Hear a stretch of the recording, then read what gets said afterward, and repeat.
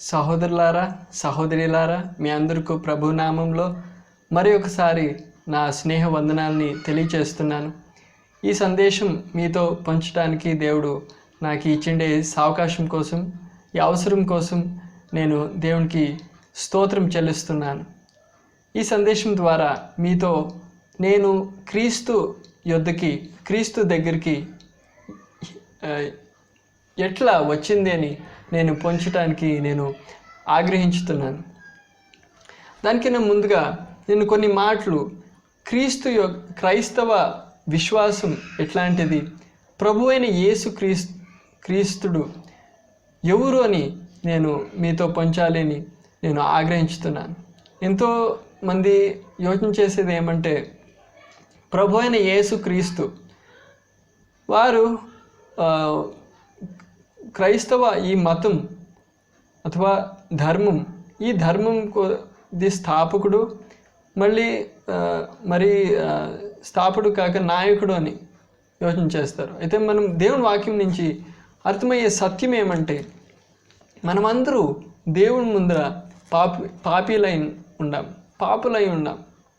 ఈ పాపి అయిండే ఈ అవస్థలో ఉండేటప్పుడు మన ముందర ఒక శిక్ష ఉంది, ఒక దండన ఉంది.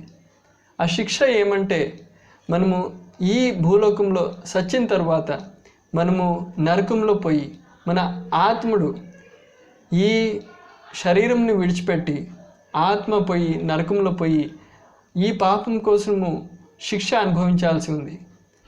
నిత్యంగా యాపద్దు ఆరిపోయే ఆ అగ్గిలో కాల్చబడాల్సి ఉంది. ఈ ఒక శిక్ష నుంచి మమ్మల్ని రక్షించటానికి దేవుడు మమ్మల్ని ప్రేమించినాడు, మన పైన కృప చూపినాడు.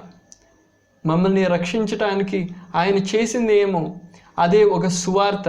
దాన్ని మనము సువార్త అంటాం, ఎందుకంటే అది ఒక శుభ సందేశం, అది మంచి వార్త.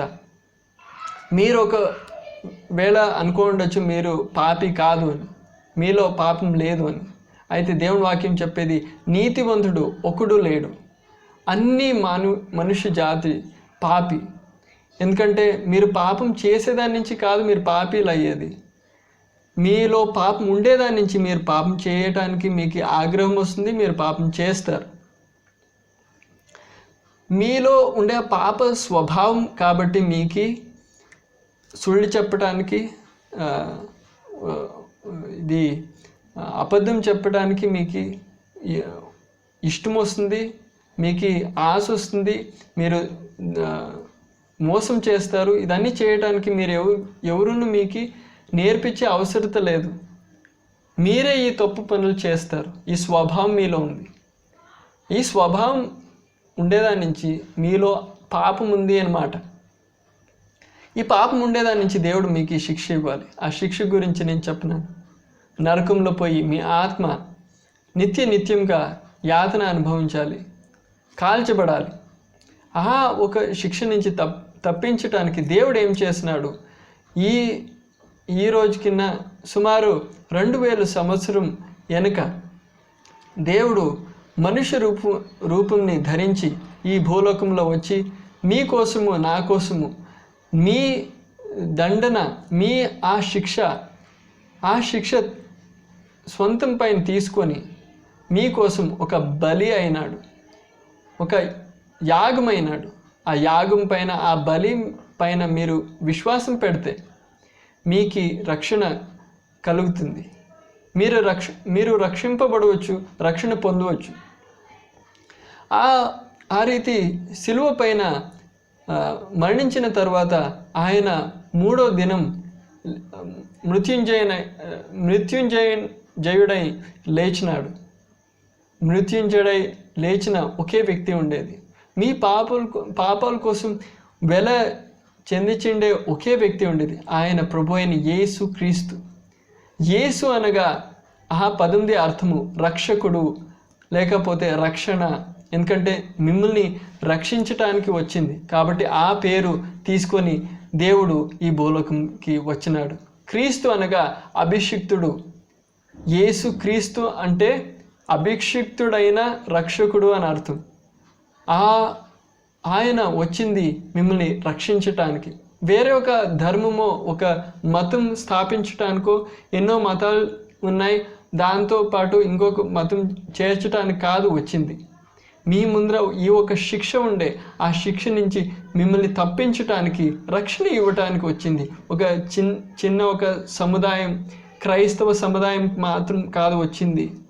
ఈ మనుష్య జాతి మీ ఏమే సంప్రదాయం అయ్యండి, మీరు ಯಾವ దేశం వాళ్ళే అయ్యండి, మిమ్మల్ని అందరినీ రక్షించడానికి ఆయన వచ్చింది. కాబట్టి యేసుక్రీస్తు యొక్క అవసరత అందరికీ ఉంది. ಯಾವ దేశంలో ఉంటేను అన్ని మనుషులకి, మీరు సహోదరి ఎవరే కానీ మీ అందరికీ యేసుక్రీస్తు యొక్క అవసరత ఉంది. ఎందుకంటే మీలో అందరిలోనూ పాపం ఉంది. ఆ పాపంకి సిక్కే సంబళం ఏమంటే మరణము. మీరు ఆ శిక్షకి గురి అయి ఉన్నారు. ఆ శిక్ష నుంచి తప్పించుకోవాలి, ఆ రక్షణ పొందాలి అంటే యేసుక్రీస్తు యొక్క మార్గం తప్ప వేరే ఒక మార్గం లేదు. ఆయన పైన ఆయన నడిపిన యాగం, జరిగించిన ఆ యాగం పైన మీరు విశ్వాసం ఉంచినట్లయితే మీరు రక్షణ పొందవచ్చు. 3వ దినం లేచినాడు అని విశ్వాసం ఉంచినట్లయితే మీరు రక్షణ పొందవచ్చు. ఇది అయింది యేసుక్రీస్తు మన భూలోకంకి వచ్చిన ఉద్దేశం. యేసుక్రీస్తు ఒక మతంని ఇవ్వటానికి కాదు వచ్చింది. యేసుక్రీస్తు యొద్దకి మీరు రండి అని నేను ఆహ్వానం చేసేటప్పుడు ఒక మతంకి రండి అని కాదు నేను ఆహ్వానం చేస్తుండేది. మీ ముందర ఒక పెద్ద ప్రమాదం ఉంది, ఒక పెద్ద అపాయం ఉంది. ఆ ప్రమాదం నుంచి మీరు రక్షణ పడాలి, మీరు తప్పించుకోవాలి. వేరే ఒక దావ లేదు. రేపు మీకు దొరుకుతుందో లేదో అని తెలియదు. ఈరోజే మీరు రక్షణ పొందండి అని నేను ఆహ్వానం చేస్తున్నాను. నా అనుభవం, నేను రక్షింపబడ్డాను, నేను ఎట్లా ప్రభు అయిన యేసుక్రీస్తు యొద్దకి వచ్చినానని మీతో పంచుకోవాలని నేను ఆశపడుతున్నాను. దానికన్నా ముందుగా దేవుని వాక్యం నుండి ఒక వచనం చదవటానికి నేను కోరుకుంటున్నాను. రోమా 5వ అధ్యాయం 8వ వచనం చదువుకుందాం. రోమా 5:8. అయితే దేవుడు మన ఎడల తన ప్రేమను వెల్లడిపరుచుచున్నాడు. ఎట్లనగా మనమింకను పాపులమై ఉండగానే క్రీస్తు మన కొరకు చనిపోయెను. క్రీస్తు మన కొరకు చనిపోయినది ఎప్పుడు? మనము మంచివారు అయి ఉండేటప్పుడు కాదు, మనము పాపులు అయి ఉండేటప్పుడే. మనం ఎప్పుడు పాపులై ఉంటుంది, ఆ ఒక అవస్థలోనే దేవుడు మమ్మల్ని ప్రేమించినాడు మన కోసం. మనము నరకం పోతున్నారు, దేవా మనము నరకం పోతున్నాం, మనల్ని రక్షించండి అని మనము ప్రార్థన చేయకపోయినా దేవుడు కృప చూపే మమ్మల్ని ప్రేమించి మమ్మల్ని రక్షించడానికి ఆయన ఈ భూలోకంకి మనుష్య రూపాన్ని ధరించి మన కోసం యాగమైనాడు. ఆ వేళ మనము భక్తి చేస్తూ ఉండలే, మనము మన ఇష్టం కొద్దీ మనము జీవించుతా ఉండి, మనకేం ఇష్టమైతే ఉందో అట్లా జీవించుతా ఉండి, మనం దేవుణ్ణి వెతుకుతూ ఉండలే. కాబట్టి దేవుని ప్రేమ, దేవుని కృప మనము సిలువ పైన మనం చూడవచ్చు. నా అనుభవం మీతో పంచుకోవాలి అని ఆశపడుతున్నాను. నేను పుట్టింది పెరిగింది అన్నీ బెంగళూరులో, కాబట్టి నా తెలుగు అంత మంచిది కాదు. మీ తెలుగు నా తెలుగు కాదు. ఎందుకంటే మనం తెలుగు వాళ్ళే, మనము ఇంట్లో మాట్లాడేదన్నీ తెలుగునే. అయితే మన తెలుగు కన్నడ భాషతో మిశ్రితమైండే ఒక తెలుగు. కాబట్టి నా తెలుగుని అయ్యేంత నేను సరి చేసుకునేదానికి ప్రయత్నించుతున్నాను. అయితే కూడా నా తెలుగు పర్ఫెక్ట్ కాదు అని నాకు తెలుసు. అయినా కూడా మీకు ఈ సందేశం అందించాలి అని నేను కోరుకుంటున్నాను. కాబట్టి నేను ఇది మీతో పంచుతున్నాను. అట్లా నేను బెంగళూరులో పుట్టి పెరిగింది. మనము విగ్రహాల్ని పూజించేవాళ్ళం, మనము క్రీస్తు లేక ఉండేవాళ్ళం. ఆ ఒక అవస్థలో నా తల్లిగారు వారు నర్స్ అయి ఉండ్రి, వాళ్ళు పనిచేస్తూ ఉండ్రి. అప్పుడు మన జీవితంలో చాలా ఇబ్బందులు వచ్చాయి. డబ్బులు లేక అయిపోయినాయి, చాలా అప్పులు అలాంటి తొందరలు వచ్చాయి. అప్పుడు మా తల్లిగారు తీర్మానం చేసి వారు విదేశం పోయినారు. కువైట్ దేశంకి పోయి అక్కడ పనిచేసేకపోయినారు. అక్కడ వారు ప్రభు యొద్దకి వచ్చి రక్షణ పొందారు. ప్రభు అయిన యేసుక్రీస్తు యొక్క మార్గంకి అక్కడ వారు వచ్చారు. వచ్చి వారు బాప్తిస్మం తీసుకున్నారు.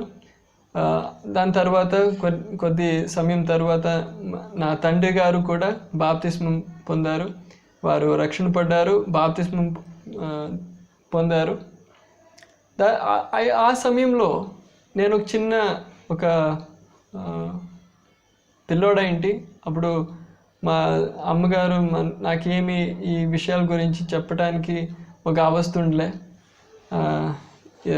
రక్షణ పొందేది ఎట్లా, దేవుడు ఎవరు, ఇదన్నీ నాకు అర్థమయ్యే ఒక వయసు కాదు. కాబట్టి నాకేమీ తెలిసిండలే. ఆ ఒక సందర్భంలో నాకు చాలా యానగులు అంటే చాలా ఇష్టం ఉండే. అప్పుడు యానగులది బొమ్మలు ఎత్తుకొని నేను ఆట ఆడుతూ ఉంటే, కాబట్టి నాకు గణేష్ది పండుగ వచ్చేటప్పుడు గణేష్ది విగ్రహం తీసుకొని ఆటలాడుతూ ఉంటే, పూజ ఏ రోజు నేను చేయలే, అయితే ఆటలాడుతూ ఉంటే, అట్లా ఆటలాడుతూ ఉండేటప్పుడు ఒక దినం ఒక దేవుడు నాకు ఒక దర్శనం ఇచ్చినాడు. ఇంతవరకు వేరే ఒక దర్శనం నాకు దొరకలే. అయితే ఒకే ఒకసారి నా జీవితంలో ఒక దర్శనం నేను చూస్తే, నేను చిన్నప్పుడు ఉండేటప్పుడు.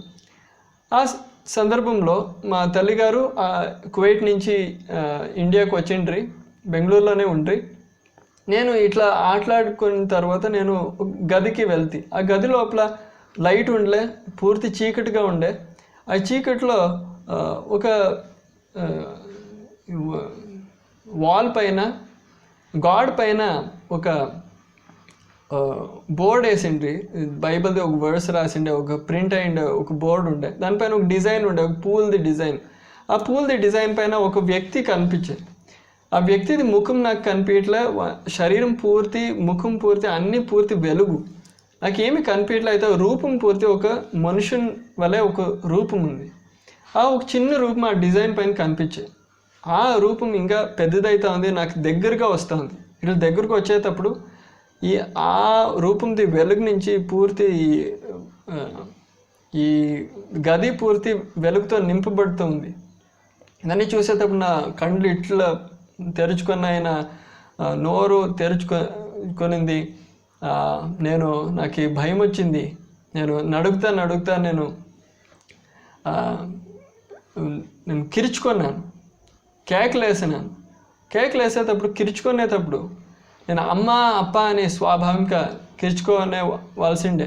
అయితే నాకు ఆశ్చర్యం అయింది ఏమంటే, నేను కిరుచుకునేటప్పుడు, నేను నోరు తెరిచేటప్పుడు జీసస్ అని కిరుచుకున్నాను, జోరుగా కిరుచుకున్నాను. మా తల్లిగారు వేరే ఎక్కడో ఉండి వారికి వినబడే, వారును పరిగెత్తి వచ్చి అడిగిరి ఏమయ్యరా అని. నేను పూర్తి భయంతో ఉండి అల్లాడుతూ ఉంటే, అప్పుడు నేను చెప్పలేను. కొంచెంసేపు అయిన తర్వాత నేను చెప్తే, ఇట్లా నాకు ఇంగ్లీషు ఆ దినము తెలిసిండ్లే. ఆ ఒక వయసులో నేను యేసు ప్రభు గురించి ఏమీ వినిండ్లే. ఆ ఒక సందర్భంలో నా నోరు నుంచి జీసస్ అని, యేసు ప్రభు యొక్క నామం ఆంగ్ల భాషలో వచ్చింది. ఒక పెద్ద ఆశ్చర్యం. ఆ దర్శనంని చూస్తే ఆ రోజు నుండి నాకు ఒక అనుభవం, నాకు ఒక యోచన, ఇట్లా తలంపు వచ్చింది. నేను వేరే పిల్లోడు తర కాదు, నేను ఒక ప్రత్యేకమైన ఒక వ్యక్తి, విశేషమైన ఒక వ్యక్తి. దేవుడు నన్ను ఏర్పరచుకుని ఉన్నాడు అని నాకు ఒక అనుభవం అయ్యాయి. అది కాక నా ఇప్పుడు ఆ సమయంలో నేను ప్రార్థన చేసేటప్పుడు, నా కుటుంబంలో పరివారంతో ప్రార్థన చేసేటప్పుడు నేను ఇట్లా ప్రార్థన చేస్తామంటే, ఈ హార్వెస్ట్ జాస్తి ఉంది, పని చేసేవాళ్ళు తక్కువ, ప్రభువా పని చేసేవాళ్ళని పంపు. ఆ దేవుని వాక్యంలో ఉండే వాక్యం బట్టి నేను ప్రార్థన చేస్తూ ఉంటే, అప్పుడు మా తల్లి గారికి అందరికీ ఆశ్చర్యం అవుతా ఉన్నాను, ఇంత చిన్నోడికి ఇంత తెలుగు ఎట్లా అని ఆశ్చర్యం అవుతాను. ఇదన్నీ చూసి నాకు ఒక తలంపు ఇంకా ఎక్కువైతే పోయా. నేను దేవునికి ఏర్పరచబడినవాడు అని నాకు ఇంకా స్పష్టంగా అయిపోయా. దాని తర్వాత నేను యువకుడైన తర్వాత నేను కువైట్కి పోతే నా తండ్రి గారు మా అక్కగారు అందరూ కువైట్కి చేరుకున్నాము. అక్కడ మనము చదువుకునే దానికోసం మనం అక్కడ చేరుకున్నాం. అక్కడ చేరుకున్న తర్వాత నేను షురులో బాగా ఉండే. నేను సంఘంకి పోతా ఉంటే సంఘంలో సహవాసం ఉండే, ప్రార్థన చేస్తూ ఉండి. అయితే పోతా నేను దేవుడి నుంచి దూరం అయితే నేను జీవితంలో మజా చేయాలి, నేను ఎంజాయ్ చేయాలి, నేను మూవీలు చూడాలి, మ్యూజిక్ వినాలి, నేను అది ఇది చెడ్డ పనులు నాకు అది చెడ్డ పనులు అనిపించలే. నాకు ఎంజాయ్ చేయాలి, నేను మజా చేయాలి అని నాకు అనిపించేది. అట్లుండేటప్పుడు నేను దేవుడి నుంచి ఇంకా దూరం అవుతా పోతే నేను చర్చికి పోయేది ఆపేస్తే, నేను నిలిపేస్తే, ఆమెకి మన తల్లిదండ్రులు మాట వినేది విడిచిపెడితే, వాళ్ళతో మాట్లాడేది విడిచిపెట్టిస్తే అని నేను చెప్తే, ఇంకమీట నేను తెలుగులో మాట్లాడను, వేరే ఏ ఒక భాషలోనూ మాట్లాడను, నేను ఇంగ్లీష్లో మాత్రం మాట్లాడతాను అని. అందుకే నా పేరు గుణశేఖర్ అని. అయితే నేను చెప్తే ఇంకమీట నా పేరు గేబ్రియల్ స్పార్క్స్, నాకు ఒక ఇంగ్లీష్ పేరు కావాలి, నాకు ఈ ఇండియన్ పేర్లు నాకు వద్దు అని. అట్లన్నీ ఆమెకి మన సహవాసంలో మలయాళీలు ఉంటారు. మలయాళీలు అంటే నాకు ఇష్టంలే, మలయాళం భాష అంటేనే ఇష్టంలే. అట్లా అయిపోయా. పోతా నేను ఇంకా చెడ్డ అభ్యాసంలో ఇంకా పెరుగుతా పోతే తల్లిగారు నన్ను అది ఇది చెప్పేదానికి చూసి, అయితే పోతా వాళ్ళు దాన్ని విడిచిపెట్టి పాస్టర్ని తెప్పించి వాళ్ళని చెప్పేదానికి చెప్తా ఉంటే వాళ్ళు వచ్చి చెప్తా ఉంటారు. అయితే పోతా నేను ఎంతో ఇంకా చాలా చెడ్డోడిని అయ్యేది చూసి మా తల్లిగారు ఇట్లా తీర్మానం చేసి, ఇంకమీట నేనేమి చెప్పను, నేను ప్రార్థన చేస్తాను, కన్నీళ్ళతో ప్రార్థన చేస్తాను. చాలా కన్నీళ్ళతో మా తల్లిగారు నా కోసం ప్రార్థన చేస్తూ ఉంటారు. వాళ్ళు ప్రార్థన చేస్తూ ఒక దినము మా తల్లిగారు ఒక బుక్ తెచ్చినారు. పని అయిన తర్వాత ఇంటికి వచ్చి ఒక బుక్ తెచ్చినారు. ఆ పుస్తకంలో ఒక మంత్రవాది గురించి ఒక వాడి జీవితం గురించి దీంట్లో ఉంది. దీంట్లో కొన్ని మాటలు భయం అవుతుంది చదివితే, జాగ్రత్త చదువు అని చెప్పిపోయేది. నాకే ఆధ్యాత్మికంగా ఉండే ఒక విషయం నాకు అంత ఇంట్రెస్ట్ లేదు. అయితే దీన్ని నేను విన్నప్పుడు నాకు ఇంట్రెస్ట్ కలిగింది. నేను చదివేది మొదలు పెట్టినాను. చదువుతా వాడి అనుభవం చెప్పేది. మంత్రవాది ఈ పిశాచుల కోసం, దయ్యాల కోసము వాడు పనిచేసేవాడు. వాడు దేవుని బిడ్డల విరుద్ధంగా, క్రైస్తవుల విరుద్ధంగా వాడు విరుద్ధంగా పోయి వాడిని చంపే ప్రయత్నం చేసేటప్పుడు దేవుడు వాడిని ఎట్లా సంరక్షిస్తూ ఉండే అని వాడు అనుభవంతో చెప్తాడు. ప్రభు అయిన యేసుక్రీస్తు యొక్క పేరు, ప్రభు అయిన యేసుక్రీస్తు యొక్క రక్తంలో ఎంత బలం ఉంది, ఎంత శక్తి ఉంది అని వాడు చెప్తాడు. క్రైస్తవులు ప్రార్థన చేసేటప్పుడు ఎంత బలం ఉంది, శక్తి ఉంది అని చెప్తాడు. ఇది నైజీరియాలో జరిగిండేది. వాడి పేరు ఇమాన్యుయల్ ఆమోస్ ఈనాయ్ అని. వాడి అనుభవం చెప్పేది. అప్పుడు నాకు ప్రార్థన అంటే అంత నాకేమి ఇంట్రెస్ట్ లే. అప్పుడు ఇదన్నీ చదివేటప్పుడు నాకు అనిపించే, దీంట్లో ఏమో నిజం ఉండొచ్చు, దీంట్లో ఏమైనా ప్రయోజనం ఉంది. దాని తర్వాత పోతా వాడి జీవితంలో ఇట్లా ఒక ఘటన జరిగే. దేవుడు వాడికి ఒక దర్శనం చూపెట్టి, స్వర్గము నరకంది దర్శనం చూపెట్టి ఆయనకు చెప్పే, ఇది నీ చివరి అవసరము, వేరే అవసరం నీకు దొరకవు, ఇది నీ చివరి అవసరము. నువ్వు ఇప్పుడు మళ్ళీ వెళ్ళి నువ్వు దెయ్యాలనే సేవించితే, పూజించితే, వాళ్ళనే వెంబడించితే నువ్వు ఈ లోకంలో హాయిగా ఉంటావు. అయితే కొనాలో చివరిగా నువ్వు చచ్చిన తర్వాత నువ్వు ఈ నరకంకి వచ్చి చేరుతావు, ఈ నరకంలో కాల్చబడతావు, నిత్యంగా కాల్చబడతావు. లేక నువ్వు నన్ను వెంబడించితే, నువ్వు ఈ దయ్యాల్ని విడిచిపెట్టి, దయ్యంని విడిచిపెట్టి నువ్వు నన్ను వెంబడించితే నీకు శ్రమలు కలుగుతాయి. అయితే నేను నీతో ఉంటాను, నీకు సహాయం చేస్తాను. చచ్చిన తర్వాత ఈ భూలోకంలో నీ జీవితం గడిపిన తర్వాత నువ్వు స్వర్గంకి వచ్చి నువ్వు నాతో నిత్యంగా ఉండొచ్చు, ఆనందించవచ్చు అని వాడు ఇది చివరి అవసరత అని చెప్తున్నాడు. అట్లా ప్రభు వానికట్లు చెప్పేటప్పుడు నాకేనో అనిపించే ఇది నా చివరి అవసరము అని అట్లా నాకు అనిపించే. అప్పుడు ఇది దాని తర్వాత దీన్ని ఏమీనూ నేను ఎవరితోనూ పంచుకోలే. దాని తర్వాత దేవుడు నాతో మాట్లాడేది మొదలుపెట్టినాడు. నా చెవుల్లో ಯಾವ శబ్దము వినిపించట్లే, అయితే నా మనసులో తలంపులు వస్తూ ఉన్నాయి. నేను దాన్ని నిలుపలేకపోతున్నాను. ఎవరో నాతో మాట్లాడుతున్నాడు. నువ్వు స్కూల్లో ఉండేటప్పుడు వేరే పోకిరి చిన్నోళ్ళు నిన్ను హింస చేయక నిన్ను ఉంచింది, నిన్ను సంరక్షించింది నేను. నీ తల్లి నీకోసం ఎంత ప్రార్థన చేస్తుంది, అట్లన్నీ నాతో ఎవరో వాదిస్తూ ఉండేతారా ఒక అనుభవం. నేను ఈ శబ్దంని ఆపలేకపోతున్నాను. నేను బెడ్ పైన పోయి పనుకునేదానికి ట్రై చేస్తాను, నాకు కావట్లే. ఎవరో నాతో మాట్లాడుతున్నాడు. అది ఎవరితోనూ దీన్ని నేను పంచుకోవాలి. 2-3 దినాలు అయిన తర్వాత, 2-3 రోజుల తర్వాత మా ఇంట్లో ఒక ప్రేయర్ ఉండే, ఒక ప్రార్థన కూటం ఉండే. ఆ ప్రార్థన కూటంలో నేను కూకోను. నేను వేరే ఒక గదిలో వేరే ఒక భాగంలో నేను పనుకోండేటప్పుడు వీరిది ప్రార్థన, వీరిది పాటలు అదన్నీ నాకు వినిపిస్తూ ఉండే. వినిపించేటప్పుడు నాకు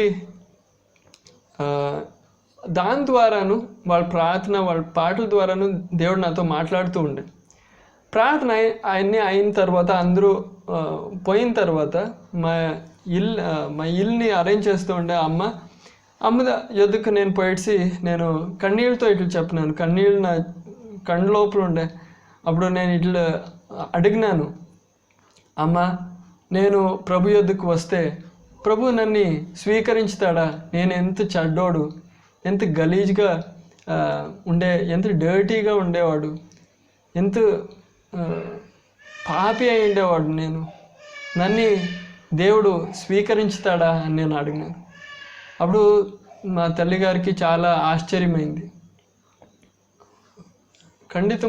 ఖచ్చితంగా దేవుడు స్వీకరించుతాడు కొడుకు అని అట్లా మా తల్లిగారు చెప్పినారు. ఆ రోజు నుంచి ఒక పెద్ద మార్పు నా జీవితంలో వచ్చింది. కొత్తగా పుట్టడం ఏమి అని నాకు అంతవరకు నాకు అర్థమైంది. ఆ రోజు నాకు అర్థమై కొత్తగా పుట్టడం అనేది ఏమి అని, జన్మించడం ఏమి అని. కొత్తగా మనము పుట్టేటప్పుడు మన లోపల ఒక స్వభావం కలుగుతుంది. ఆ రోజు నుంచి నేనేం ట్రై చేయలే మంచోడు అయ్యేదానికి, నా చెడ్డ అలవాట్లని మార్చుకోవడానికి నేనేమి ప్రయత్నం చేయలే. ప్రయత్నం చేయగానే దేవుడే నాలో ఒక పెద్ద మార్పు, వ్యత్యాసం కలుగచేసే. అదే కొత్త అప్పుడు యేసుక్రీస్తు ఈ భూలోకంకి వచ్చింది ఈ రక్షణ, ఈ సంతోషం, సమాధానం ఇవ్వటానికి, దేవునితో ఉండే ఆ బంధం, ఆ సంబంధం మనకి ఇవ్వటానికి. ఒక మతం, కొత్త ధర్మం మనకి ఇవ్వటానికి కాదు. ఇది మనం అర్థం చేసుకోవాలి. నా సహోదరి, మీరు ఎవరే అయిండొచ్చు, ఈ సందేశం వినేటప్పుడు మీరు అర్థం చేసుకోండి. ప్రభు అయిన యేసుక్రీస్తు మీ కొరకు, నా కొరకు, మన ఒక్కొక్కరు కొరకు వచ్చి సిలువ పైన యాగమైంది. అది మీ కొరకై యాగమైంది. మీరు ఆయన పైన విశ్వసించినట్లయితే, ఆ రోజు నేను విశ్వసించినాను.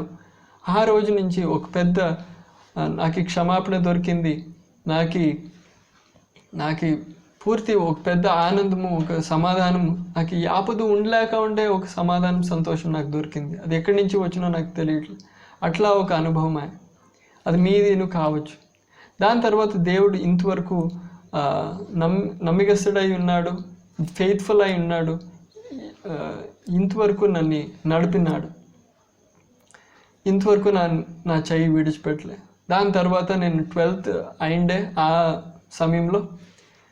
దాని తర్వాత నా 12th అయిన తర్వాత కాలేజీకి పోవాలి దాని గురించి నేను పొందటానికి నేను ప్రార్థన చేస్తూ ఉంటే 1 సంవత్సరం అయిన తర్వాత దేవుడు నన్ను పూర్ణ పరిచర్య కొరకు సేవ కొరకు నన్ను పిలిచే. ఆ పిలుపు దొరికిన తర్వాత నేను పరిచర్య కొరకు నేను ట్రైనింగ్ కోసం నేను నార్త్ ఇండియాకి పోతే, నార్త్ ఇండియాలో ట్రైనింగ్ అయిన తర్వాత నేను మైసూర్కి వస్తే, బెంగళూరుని విడిచిపెట్టి మనమందరం మైసూర్లో సెటిల్ అయినా. మైసూర్లో సేవ్ చేయడానికి, పరిచర్య చేయడానికి ఇంతవరకు దేవుడు సహాయం చేసి ఇంతవరకు దేవుడు నడుపుతున్నాడు. నా అనుభవం నుంచి మీకు నేను చెప్పాలని ఆశపడే మాట ఏంటంటే, ప్రభు అయిన యేసుక్రీస్తు ఈ భూలోకంకి వచ్చింది ఒక సముదాయం కోసం మాత్రం కాదు, క్రైస్తవుల కోసం మాత్రం కాదు. యేసుక్రీస్తు యొక్క రాకట అది అందరి కోసం అయింది. సమస్త మానవ జాతి మనుష్యుడు అందరూ పాపీయులు అయి ఉంటారు, దేవుని ముందర పాపులు అయి ఉంటారు. ఆ పాపం నుంచి వచ్చే ఆ శిక్ష, ఆ సంబళం ఏమంటే మనము నరకంలో నిత్యంగా యాపద్దు ఎన్నడూ ఆర్చబడక ఉండే ఆ అగ్నిలో మనం కాల్చబడాలి. దాని నుంచి తప్పించడానికి మీకోసం దేవుడు, ఒకే దేవుడు ఉండేది. భూమి ఆకాశాన్ని సృజించినవాడు. భూమి ఆకాశాలు దేవుడు కావు, భూమి ఆకాశాలని సృజించినవాడు దేవుడు. ఆ సృష్టికర్తుడైన ఆ దేవుడు మీ కొరకై సుమారు ఈ రోజు నుండి 2000 సంవత్సరం వెనుక యేసుక్రీస్తు ఆ పేరుతో వచ్చినాడు. ఆ పేరులో అర్థం రక్షకుడు. క్రీస్తు అంటే ఆ పదంది అర్థం అభిషిక్తుడు అని. అభిషిక్తుడైన రక్షకుడు. ఆ రక్షకుడు వచ్చింది, ఆ పేరుతో వచ్చింది. దేవుడు ఒక అవతారం కాదు, ఒక సాధారణమైన ఒక మనిషి కాదు. దేవుడు ఏకైక సత్య దేవుడు మీకోసం ఈ మనుష్య రూపం ధరించి మిమ్మల్ని రక్షించటానికి వచ్చింది. ఆయన జరిగించిన ఆ యాగం పైన మీరు విశ్వసించితే, నమ్మినట్లయితే మీరు రక్షణ పొందవచ్చు. ఆ యాగం తర్వాత మూడు రోజుల తర్వాత 3వ రోజు ఆయన లేచినాడు, మృత్యుంజయుడైనాడు. ఆ పునరుత్థానం పైన మీరు నమ్మినట్లయితే మీరు రక్షణ పొందవచ్చు. ఇదే సువార్త. ఈ సువార్త మీకు అందించడానికి దేవుడు నాకు కృప ఇచ్చిన దానికోసం నేను స్తోత్రం చేస్తున్నాను. యేసు యొద్దకి, ప్రభు అయిన యేసుక్రీస్తు యొద్దకి రండి అని నేను మిమ్మల్ని అందరినీ ఆహ్వానిస్తున్నాను. ఈ సందేశం ద్వారా ఒక్కొక్కరిని దేవుడు రక్షణ ఆ మార్గంకి తేని, అది కాక యేసుక్రీస్తు మన జీవితంలో ఏమిటికి వచ్చింది, ఈ లోకంలో ఏమిటికి వచ్చింది అని అందరికీ అర్థం కానీ అని నేను ఆశపడుతున్నాను, ప్రార్థించుతున్నాను. దేవుడి ఈ సందేశం ద్వారా మీ అందరినీ అధికంగా ఆశీర్వదించును గాక.